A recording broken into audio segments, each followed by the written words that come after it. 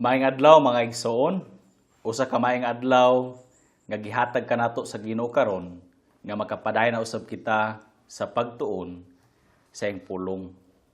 Ug karon nga adlaw atong tun-an ang may tungod sa atong kwarta. Kung unsa nga mga pamaagi ang pwede nato magamitan nga dili mahimong sayang, dili nato mausik-usikan ang atong mga kwarta ug ilabi na nga ato magamit para sa bulaton sa atong Ginoo. Og dako kini nga katudloanan kanatong tanan. Ang atong mga bersikulo karon atong mabasa sa mga buhat kapitulo 4 bersikulo 36 hangtod bersikulo 37. Ug kini nga mga bersikulo ato nang gitun-an sa miagi nato nga pagtuon. Apan karon ato sang balikon para mahimong hanay o makakunik gid pag-ayo ang atong bag-o nga mga bersikulo karon. Nga mao ang kapitulo 5, bersikulo 1 hangtod bersikulo 11. Ug sa atong pagpadayon, balikon sa nato ang atong nahibaw-an sa miaging mga episode sa mga buhat. Maigsoon, nahibaw-an nato nga gisugo ni Hesus ang mga apostoles sa pagsangyaw sa kaluwasan sa Jerusalem o sa tibok Judea, o sa ato pa, ngadto sa tanang mga Hudiyo. Mao kini ang unang gisugo ni Hesus sa iyang mga apostoles. Nga una sila magsaksi, magsangyaw sa ilang isig ka Hudiyo. Unya, pagkahuman nila pagsangyaw sa Jerusalem o sa Judea, kinahanglan nga sangyawan usab nila ang mga taga Samaria. Mga tao nga mistiso, mga Hudiyo, hintil. Sa ato pa, mix kini nga klase sa mga tao. Hudiyo nga nagpaminyo og hintil o hintil nga nagpaminyo og Hudiyo. Ug alang sa mga Hudiyo, hugaw ang mga taga Samaria ug dili gyud mahimo ang pag-agto ug sa pakig-istorya kanila gani ang pagsaka sa ilang mga kabalayan. Kay giisip sa mga Hudiyo nga ang mga Samarianhon hugaw nga mga tao. Apan mo'y gisugo ni Hesus nga kinahanglan ilang sangyawan. O kung mahuman na nila masangyawan ang mga taga Samaria, kinahanglan nga ila pagayong sangyawan ang tanang mga nasod sa tibok kalibutan. Mga tao nga kasagara pure nga mga hintil, sama kanato nga mga Pilipino, hintil kita. Ug alang sa mga Hudiyo, hugaw kaayo ang mga hintil. Maigsoon atong hibaw-an nga ang tanang dili mga Hudiyo, mga hintil. Ang mga Hudiyo mao ang mga tawo nga nagpuyo sa nasod nga Israel. Ug kanato nga mga Pilipino, mga Amerikano, Australiano, Hapon, Insik, ang tanang nagpuyo sa sakop sa Asia, mga hintil man kita. Ug para sa mga Hudiyo, hugaw kita nga klase sa mga tao. Ug dili gyud pwede ang sandurot o pakighigala sa mga Hudiyo kanato.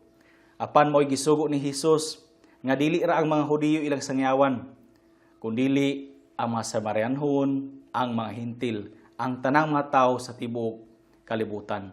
Ug ato kaning mahibaw-an sa atong pagpadayon nga kini nga gisugo ni Hesus nga sangyawan ang tanang mga kahintilan sa tibuok kalibutan gituman gayud sa mga apostoles. Ug karon nga episode nakaabot na kita sa mga buhat kapitulo 5. O kamulo pagasangyaw ang mga apostoles sa Jerusalem ug sa Judea. Ug sobra na sa 10,000 ang mga magtotoo kang Hesus. Daghan kaayo ang nangaluwas nga mga Hudiyo, pinaagi sa pagpadayon sa mga apostoles ug sa mga magtotoo sa pagsangyaw sa kaluwasan. Ug nahibaw-an usab nato mga igsoon nga daghan ang gimalagruhan sa Ginoo pinaagi sa mga apostoles. Ug ang ilang pag-ayo sa tanang mga masakiton ug sama sa usa ka bakol nga giayo nilang Pedro, atong timan-an nga diretso ug kompleto. Diretso ug kompleto, dili anam-anam. Sa panahon nga bag-o pang iglesia, gakabigon sa Ginoo ang mga tawo pinaagi sa gamhanang mga milagro. Una, gabuhat ang Ginoo og milagro pinaagi sa mga apostoles. Unya, sa nakatapok na ang daghang mga tawo, gasangyawan sila sa mga apostoles dayon daghan ang gahinulsol o gakangaluwas. Ug sa dihang libuan na katawo ang gato kang Hesus, nagsugod usab ang pagdaog-daog sa mga apostolis, kay nasuko pag-ayo ang mga pangulo sa mga Hudiyo. Kay ilang gakakita nga libuan na silang mga sakop, ang naghinulsol ug nagtuo kang Hesus nga mao ang gisangyaw sa mga apostolis. Giprangkahan ni Pedro ang mapangulo sa mga Hudiyo nga sila mao ay nagpatay kang Hesus, ang manuluwas gikan sa Dios, ilang gilansang sa krus. Ug usa kini nga nakatunok pag-ayo sa ilang makasing-kasing. Nasakitan sila pag-ayo sa giprangka ni Pedro ngadto kanila. Magsuon, nagtuon usab kita may tungod sa kwarta ug kung unsa ang gusto sa Dios nga atong buhaton sa mga kwarta nga iyang gisalig kanato. Og hinaot nga nakasunop kining mga tudlo sa atong mga kasing-kasing ug dili mo labayng kawang sa atong mga kinabuhi mga igsoon. Ang katudluanan ang gitudlo kanato sa Ginoo may tungod sa kwarta. Ug nga ato kining ikinabuhi aron makalikay kita sa daghang mga kagulanan. Maigsoon atong timan-an ug ato kining sabton. Ang tinuod ang atong mga kwarta iya sa Dios, apil ang tibuok kalibutan. Ug igo ra niya gisalig kanato. Maigsoon basi naghuna-huna ka nga tungod sa imong pagpaningkamot nakwartahan ka. Ayaw kalimot igsuon nga naay Dios nga naghatag kanimo ni ana nga kwarta nimo ug imong makabutangan. Ug kinahanglan nga imo siyang pasalamatan sa mga panalangin nga iyang gihatag kanimo. Igo ra ta gisaligan sa tanan nga naa kanato. Ug gusto niya nga magtinabangay kitang magsuon ug kinahanglan nga magpailalom ang matag usa kanato sa giya sa Dios may tungod sa kwarta nga atong gihawiran. Dili inunbot pasabot maigsuon nga kinahanglan atong ibaligya ang tanan natong kabtangan aron atong ipanghatag. Apan kinahanglan nga magtinabangay gid kita. Mao'y usa ka gusto sa Dios nga atong buhaton. Sama sa gibuhat sa mga magtuto sa Jerusalem nga sama ganit ni Bernabe nga nagbaligya ug usa ka luna nga yuta ug ang halin iyang gihatag ngadto sa mga apostolis ug ang mga apostolis mao'y nagbahin-bahin ngadto sa mga kaigsuonan nga anaa sa panginahanglanon. Maigsuon dili ra ang atong kagalingon nga kaayuhan ang atong gahuna-hunaon or galantawon. Ato pong lantawon ang kaayuhan sa atong mga igsuon, ilabi na ang atong igsuon sa pagtuo. Ug karon magpaday na kita sa atong pagtuon may tungod sa iglesia didto sa Jerusalem. Sa panahon nga bag-o pa lamang kini natawo o sa ato pa bag-o pa mikunsad ang Espiritu Santo ngadto sa tanang mga magtuto.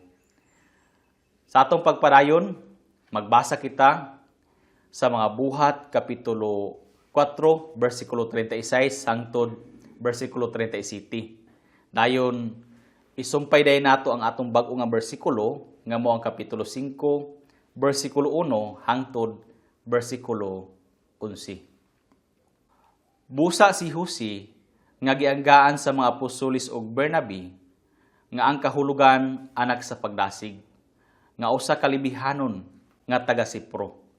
Maigsuon ang pulo nga Sipro usa kini kadapit nga ilado karon sa ngalan nga Sipri. Og dinhi sa ibi nga hubad gigamit ang Sipro ang karaan niyang pangalan.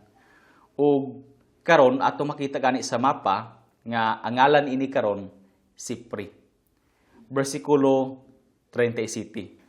Mibaligya sa usa niya kaluna nga yuta ug ang halin iyang gihatod o gibutang sa tiilan sa mga apostolis. Sa ato pa, naay usa ka tawo nga ginganlan og Jose ug gianggaan sa mga apostolis og Bernabe nga ang kahulugan anak sa pagdasig. Ug usa siya ka libihanon, gikan siya sa kaliwat ni Levi ug nagpuyo siya sa dapit nga ginganlan og Sipri. Nga mibaligya sa usa niya kaluna nga yuta ug ang halin ini iyang gihatag ngadto sa mga apostolis nilang Pedro nga nagpasabot nga gihatag ni ang pagbuot o ang pagdumala ngadto sa mga apostolis ug ang mga apostolis mo'y mag-apod-apod ngadto sa tanang mga kaigsuonan nga gakalisod o anaa sa panginahanglanon. Og tungod niini nga gibuhat ni Bernabe, gidahig siya sa daghang mataw. Gidahig siya sa mga magtotoo. Napasidunggan siya tungod sa maayo niya nga gibuhat. Versikulo 1 sa kapitulo 5.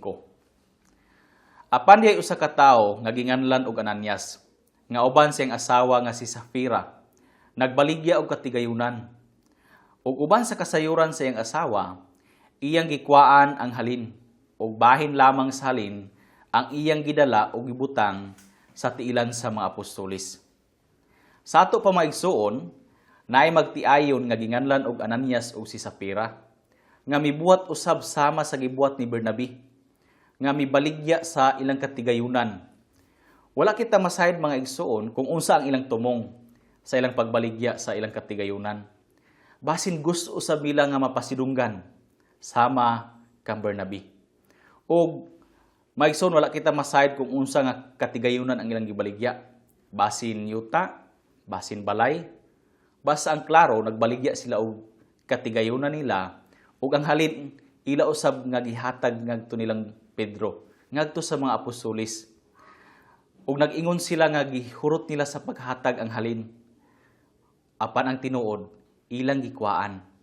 Ilang gikwaan ang halin basin tungod sa ilang kaugalingon nga mga panginahanglanon. Ug wala man to'y problema mga igsuon kay ilahaman ang halin. Apan si Pedro nasayod, nakabalo siya nga namakak silang Ananias ug si Safira. Versikulo 3. Apan si Pedro miingon, maigsuon nasayod si Pedro tungod kay gagiyahan siya sa Espiritu Santo. Ug miingon si Pedro, Ananias, ngano bang gisudlan man ni Satanas ang imong kasing-kasing aron ikaw mamakak sa Espiritu Santo ug ikaw manguha sa halin sa yuta? Sa wala pa kini ikabaligya, dili ba imo man kining kaugalingon? Ug human kini ikabaligya, dili ba imo man ang pagbuot niini? Naunsa ba nga nasulod man sa imong kasing-kasing kining buhata? Wala ikaw mamakak sa tao, kundili sa Dios.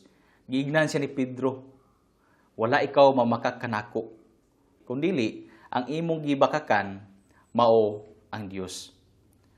Versikulo 5. Sa pagkadungog ni Ananias nining mga pulonga, siya natumba og namatay. Ug giabot og dakong kahadlok ang tanang nakadungog niini. Ug ang mga batan-ong lalaki mitindog o giputos nila siya o giayungan paingon sa gawas o gilubong. Human mulabay ang tulo ka takna o tulo ka oras, misulod ang iyang asawa nga wala mahibalo sa nahitabo. Unya si Pedro miingon kaniya, tug-ani ako kung maora ba kini ang halin sa pagbaligya ninyo sa yuta. Ug siya miingon, oo, mao ka na ang halin. Apan si Pedro miingon kaniya, naunsa ba nga nagkasabot man kamo sa pagtintal sa Espiritu sa Ginoo? Tan-awa, anaa na sa pultahan ang mga tiil sa mga naglubong sa imong bana, ug ikaw yayunga nila paingon sa gawas.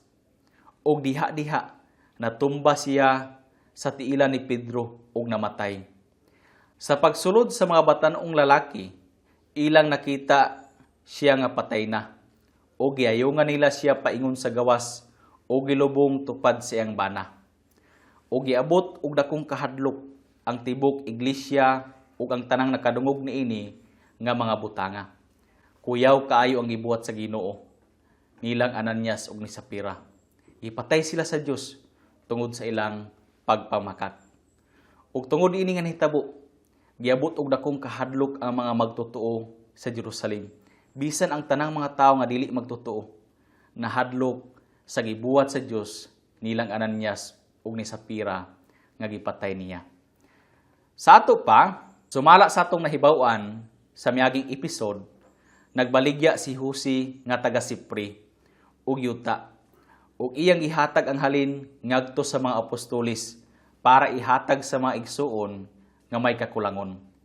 Ug kini si Jose giyanggaan sa mga apostolis og Bernabe nga nagkahulugan og anak sa pagdasig. Timaan nga gatahuro nila pag-ayo si Bernabe tungod sa iyang pag-atiman, sa iyang kaigsuunan diha kang Kristo. Sa ato pa, maayo kaayo ang dungog ni Bernabe tungod sa iyang pagtabang sa mga kaigsuunan nga gakinahanglan.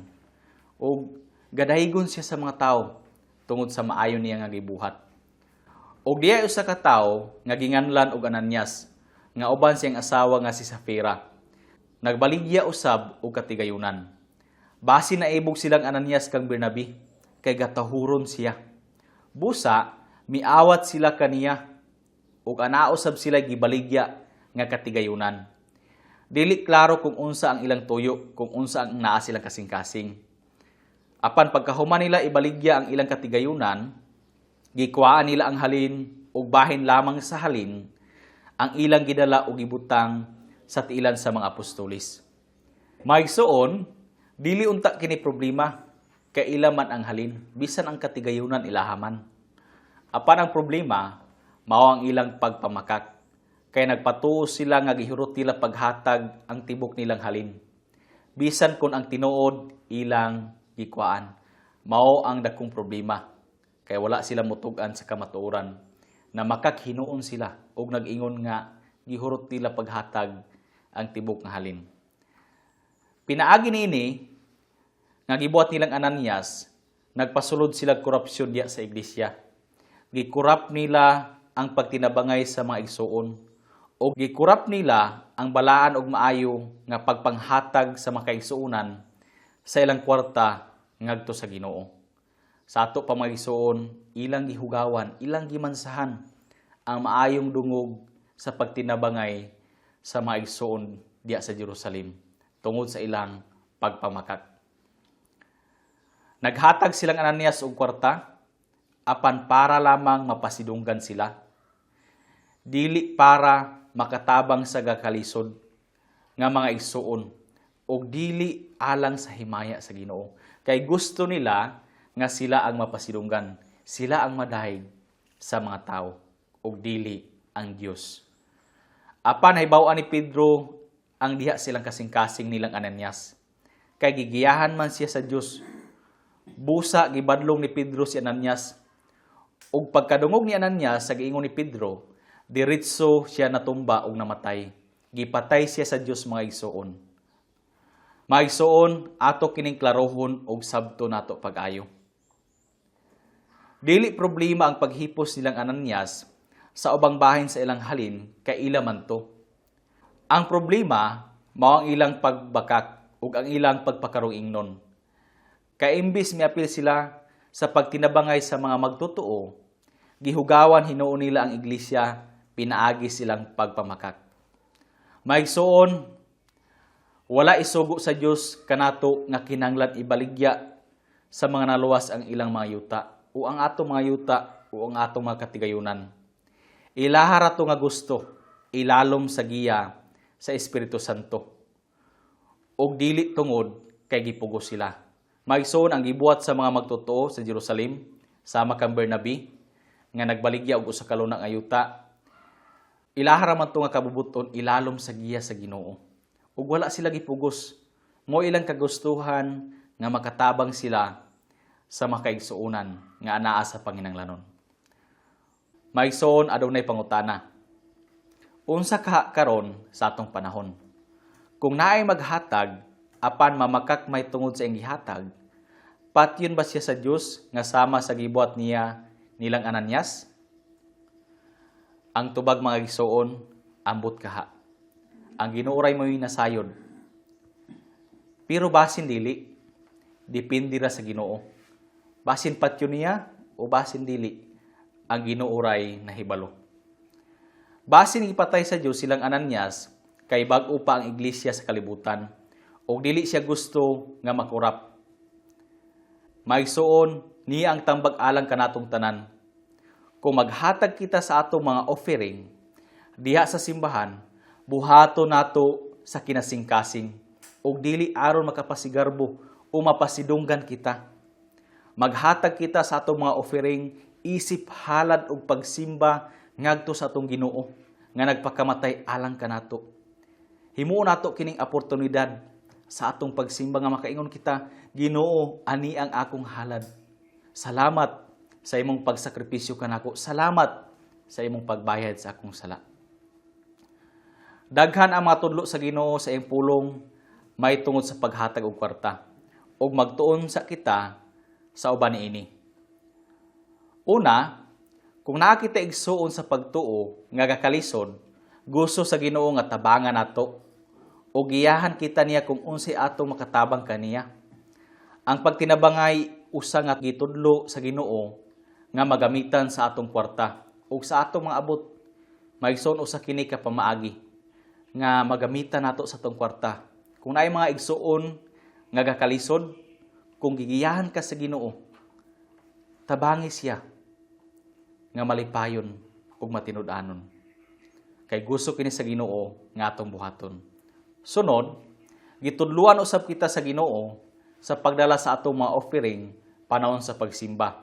Aron makagtinabangay kita sa pagpakaylap sa pulong sa Dios. Busa magsuporta gayud ta sa mga outreach ug sa mga ministry sa atong iglesia. Ikaduha nga magamitan sa atong kwarta mga igsuon.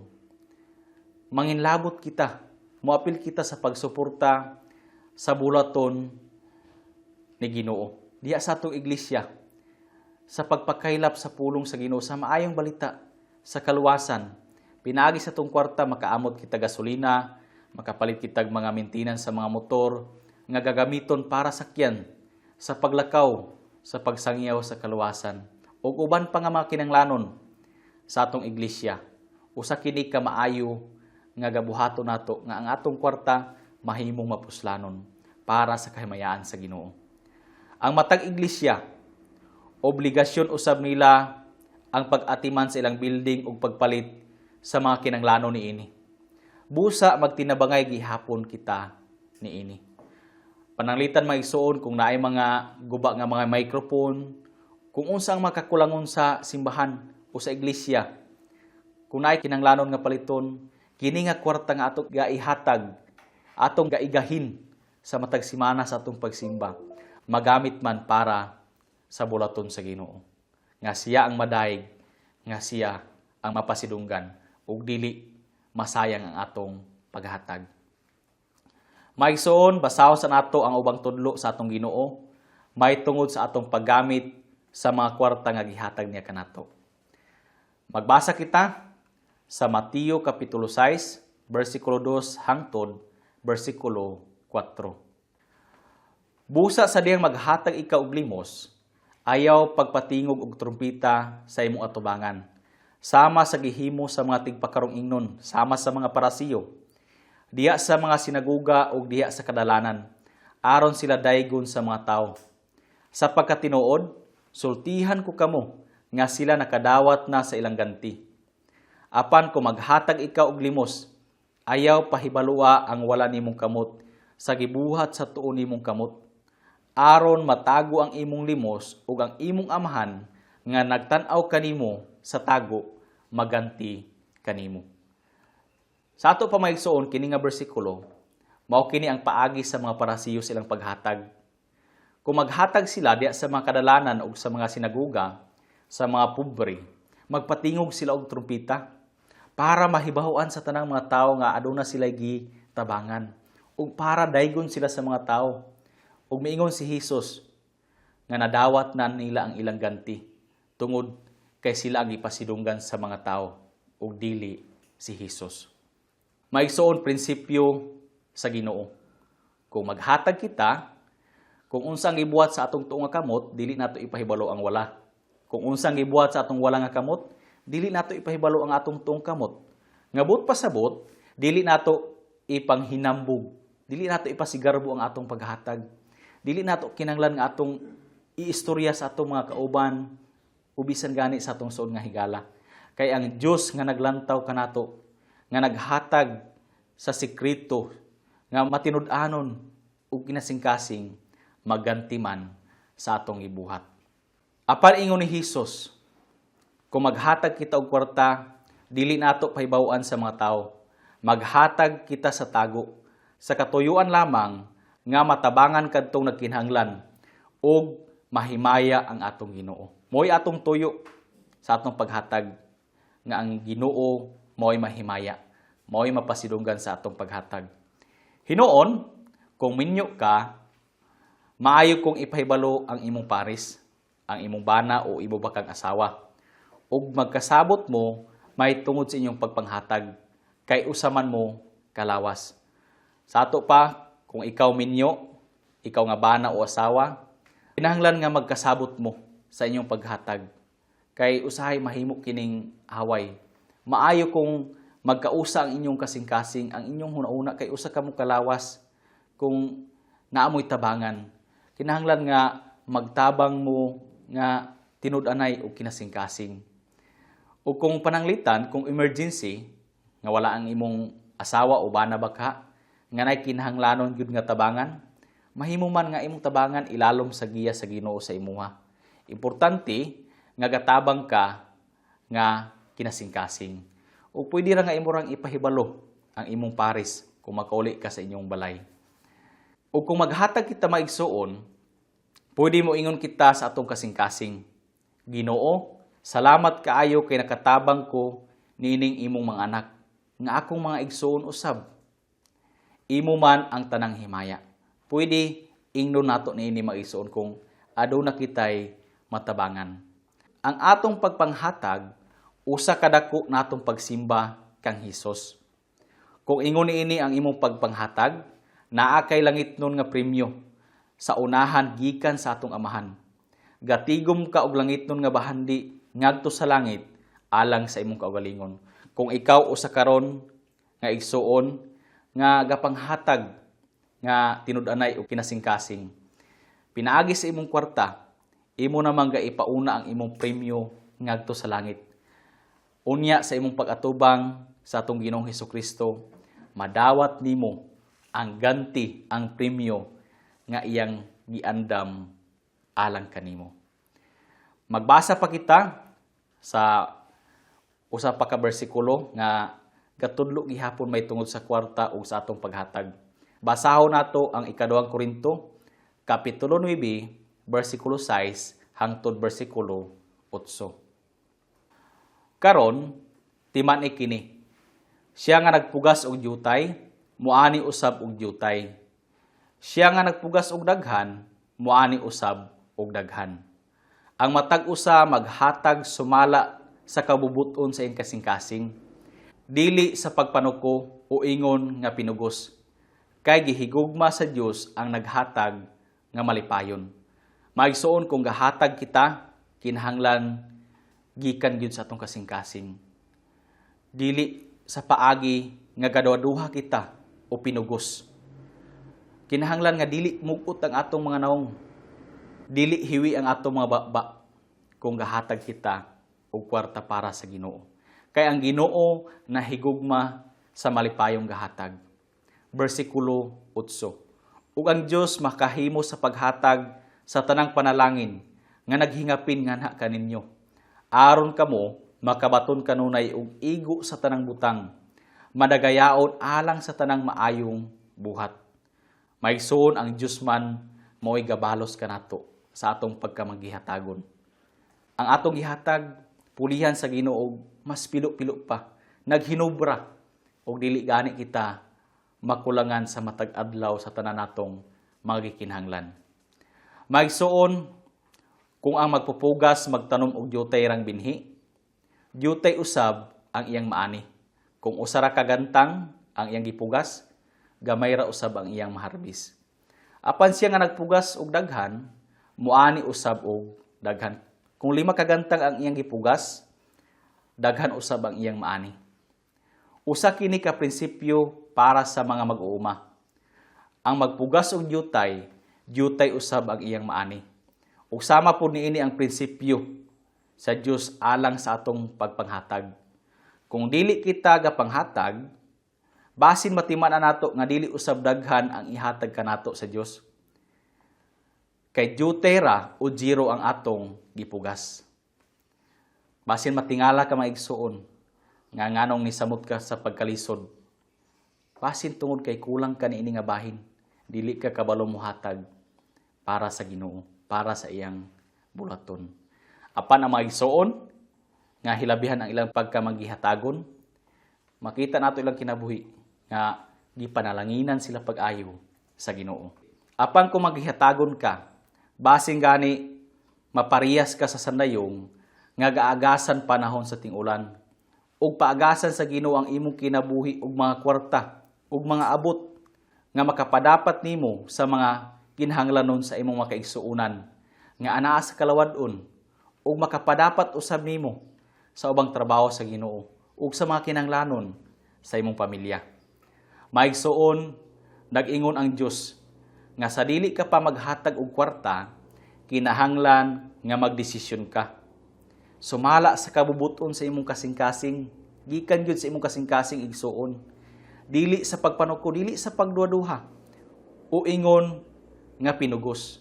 Sa ato pa, pagiya sa kang Ginoo kung pila ang imong ihatag o kung pila ka porsyento o bahin ang igiya sa Ginoo kanimo nga imong ihatag.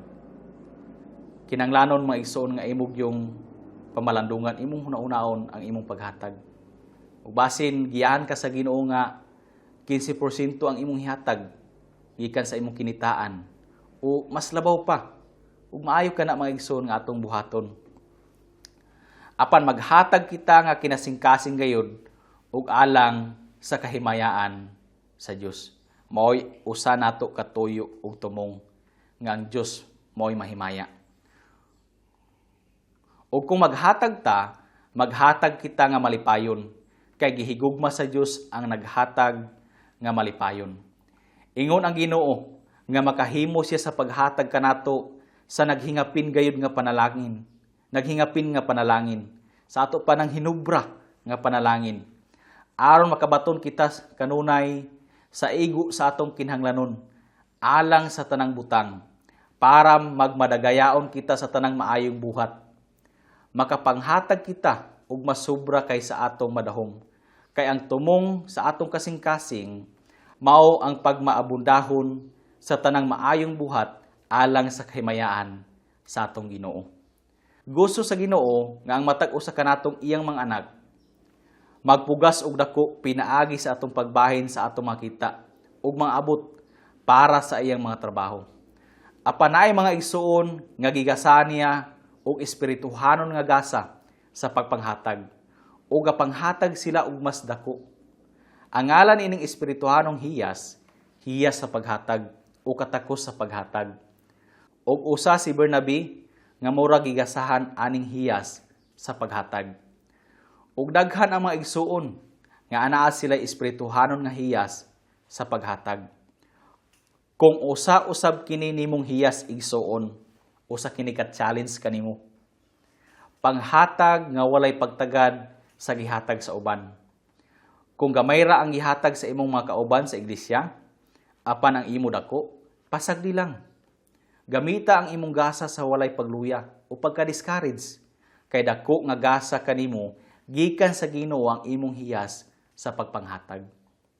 Igsoon, ayaw ikumpara ang imong paghatag sa imong igsoon. Ug ayaw ka discourage. Ayaw pag-ingon nga dako ang imong gihatag. Kung dako imong gihatag nga matinud-anon ka, malipayon ka, dako man nga gasa kini kanimo sa Ginoo nga imong madawat sa imong pag-atubang kaniya. Magbasa pa kita sa usa pa ka bersikulo. Ikaduhang Korinto, Kapitulo 8, versikulo 1 hangtod versikulo 5. Niini nga bersikulo, maisgutan nato ang uban nga mga iglesia sa Macedonia, nga ato pang mahibaw-an sa unahan nato nga mga pagtuon. Versikulo 1. Karon, buot kami nga masayod kamo, maigsuon, may tungod sa grasya sa Dios nga gihatag diya sa mga iglesia sa Macedonia. Kay bisan pa sa daghang pagsulay kanila sa kasakit, ang ilang naghingapin nga kalipay ug ang ilang tuman nga kakabos, miawas hinuon ngadto sa hilabihan nga pagkamanggihatagon. Maigsuon ga report si Pablo sa kahimtang sa mga magtutuo sa Macedonia ug sa uban nga mga kaiglesiyahan nga hilabihan ang ilang pagkakabos ug daghan nga mga pagsulay, mga problema ang miabot kanila. Bisan pa man ini nga kahimtang nila mga igsuon. Wala nila buhatang babag nga dili sila makapanghatag. Kung dili miawas hinuon nang hinubra hinuon ang ilang pagka manghihatagon. Ug si Pablo nakakita nini ug nakasaksi si Pablo. Versikulo 3. Kay ako saksi nga sumala silang maabot ug labaw pagani. Sila mihatag nga kinabubuton. Ilang kabubuton, wala sila gipugos. Naghatag sila bisan pa man sa ilang kapobrehon, sa ilang kakabos. Versikulo 4. Uban sa mapinugsanong paghangyo, kanamo nga kahatagan sa katungod, sa pagpakikambit, sa paghatag sa mga balaan. Sa ato pa sila pagani ang namugos sa mga apostolis, nga dili sila babagan.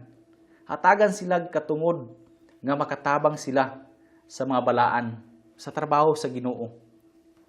Ug dili sumala sa among gilauman. Una sa tanan, gihatag nila ang ilang kaugalingon ngadto sa Ginoo. Ug unya ngari kanamo pinaagi sa kabubuton sa Dios. Dili gani makato silang Pablo sa ilang nakita nga bisan pa man sa lisod nga kahimtang sa makaigsuonan sa Macedonia. Hilabihan ang ilang kadasig ug kalipay sa pagpanghatag. Maigsuon, ang paghatag niining mga iglesia sa Macedonia nakapahimot pag-ayo sa Dios. Ang paghatag nga dili pinugos, ang paghatag bisan kung anaa kita sa kakabos, ang paghatag bisan kung diha kita sa daghang pagsulay, ang paghatag sa naghingapin nga kalipay, ang pagpugos gani sa katungod sa pagpakigambit sa paghatag sa mga balaan. Langit nun kini nga pagpanghatag nga wala siya kaugalingon nga interes. Walay personal nga tuyo, igo ra gihimaya o gidayeg sa Ginoo nga nagpakamatay alang kanila. Mo'y tuyo sa makaigsuonan sa Macedonia sa ilang paghatag nga dili sila ang mapasidunggan, dili sila ang madayeg, kundili ang Dios. Kung maghatag kita nga sama sa pagkamanggihatagon niining mga igsuon sa Macedonia, usa kini kapag simba ngadto sa atong Ginoong Hesus. Natingala gani silang Pablo sa pagpanghatag niining mga igsuon sa Macedonia kay labaw kaayo kaysa ilang gilauman. Maigsuon, awatan nato kining pagpanghatag sa mga iglesia sa Macedonia. Parihasa nato sila, sundo nato sila. Usa kini kasumbanan, usa kini kamaayo nga ehemplo para kanato nga atong parihasan ang ilang pagpanghatag. Magbasa pa kita sa unang Korinto, Kapitulo 16, versikulo 1 hangtod versikulo 2. Karon, mahitungod sa amot alang sa mga balaan, sumala sa akong itugon sa mga iglesia sa Galacia, buhata usab ninyo. Sa ato pa, gitudlo ni Pablo ang sama sa iyang gibuhat sa mga magtuto sa Macedonia. O gusto usab niya nga buhaton kini sa mga magtotoo sa Korinto. Versikulo 2. Sa unang adlaw sa matag simana, sa ato pa, sa adlaw Domingo, nga mao ang unang adlaw, nga mao ang tingsimba sa mga magtotoo. Ang matag usa kaninyo kinahanglan magahin ug magtigom, sumala sa iyang pag-uswag, sumala sa iyang kinitaan, niana nga simana. Ug aron nga inig-abot nako diha, dili na kinahanglan mag-amot pa. Sa ato pa mga igsuon, may gusto nga ipabuhat ni Pablo sa mga magtotoo, labi na sa magtotoo sa Korinto, nga sa tibok nga simana, sa dili pa ang panahon sa tingsimba, daan na nila andamon ang ilang gigahin nga kwarta para ihatag sa Ginoo. Maigsoon agi sa pagsira, isgutan sa nato kining paagi sa paghatag og kwarta o abot nga gitudlo diri sa unang Korinto kapitulo 16 bersikulo 1 hangtod bersikulo 2. Nga gisugo sa mga iglesia sa Galacia ug sa Korinto ug alang usab sa uban ug alang usab kanato. Matag simana kinahanglan nga dad-o nato ang atong gigahin nga mga opiring o amot. Sumala sa atong pag-uswag niya ng simana. Sumala sa atong kinitaan, ana nga simana. ug panahon sa ting simba atong ihalad aron makaamot pud kita ngadto sa trabaho sa atong hinigugma nga Ginoong Hesukristo. Kung dako ang atong kita nini nga semana, dako usab ang atong makahatag. Apan kung gamay ang atong kita, gamay usab ang atong makahatag. Maghatag kita sumala sa kinitaan sa matag usa kanato. Bisan ang atong mga abot, kung nakitay tanom, bahinon po nato ngadto kang Ginoo. Iapil nato sa offering aron makaon sa atong mga misyonero o sa mga gakinhanglan niini didto sa atong mga iglesia. Sa ato pa, mahimo nga kwarta ang imong ihatag o abot sa yuta. Sa ato pa mga igsoon, may tungod sa pagpanghatag, kinahanglan nga atong andamon, maandam na daan sa dili pa moabot ang adlaw sa atong tingsimba. O panahon sa atong tingsimba, ato kining tigumon, atong ihatag para sa bulaton sa atong Ginoo. O pwede usab mga abot pananglitan kung nakaharbis ka og mais nga pulo ka sako. Pwede igahin nimo ang usa ka sako ug daluon nimo dito sa simbahan, imong ihalad, imong ihatag sa Ginoo. O pwede usab nga ibaligya nimo daan og kwarta na ang imong dalon dito sa simbahan. O kasagara kanato, atong naandan nga kwarta ang atong ihalad panahon sa atong tingsimba.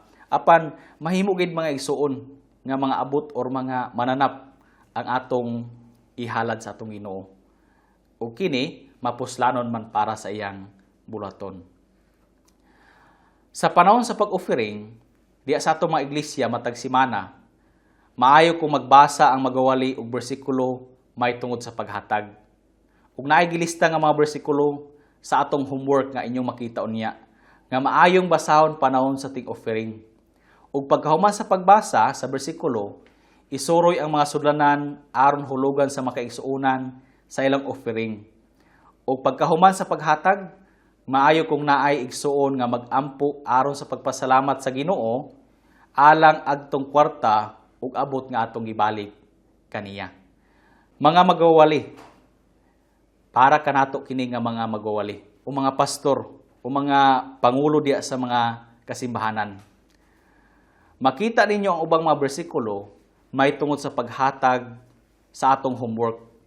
Maayo kung ilista ninyo aron basahon panahon sa ting offering.